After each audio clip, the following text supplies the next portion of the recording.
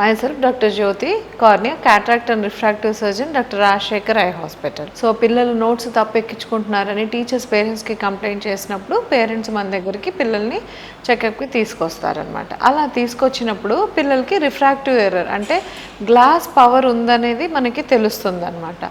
So సాధారణంగా begin అయినప్పుడు power 0.5, 0.75, 1 అలా ఉంటుంది.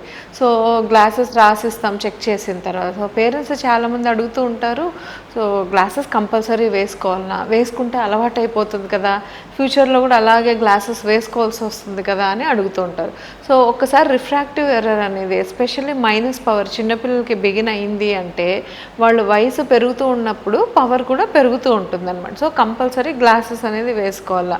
పేరెంట్స్ అడుగుతూ ఉంటారు, డైట్తో సరిపోదా, క్యారెట్ ఆకుకూరలు తింటే పవర్ 0 అవ్వదా, సో కంటి సైట్ తగ్గడానికి ఎక్సర్సైజెస్ ఏమన్నా ఉంటాయా, ఇవన్నీ కూడా చాలా సాధారణంగా పేరెంట్స్ డౌట్ ఎక్స్ప్రెస్ చేస్తుంటారు. సో రిఫ్రాక్టివ్ ఎర్రర్ అనేది అంటే సైట్ అనేది పిల్లలకి వాళ్ళ ఐబాల్, వాళ్ళ కార్నియా షేపు, సైజు దాన్ని బట్టి డిసైడ్ అవుతుంది. సో అది డైట్ వల్లనో లేదా ఎక్సర్సైజెస్ వల్లనో సైట్ అనేది 0 అవ్వడం కానీ తగ్గటం కానీ జరగదు. సో మైనస్ పవర్ అనేది యూజువల్గా ఏజ్తో పెరుగుతూ ఉంటుంది. అందువల్లనే పిల్లల్ని కూడా మనము 1 ఇయర్కి ఒకసారి చెకప్కి తీసుకురమ్మని చెప్తూ ఉంటాం.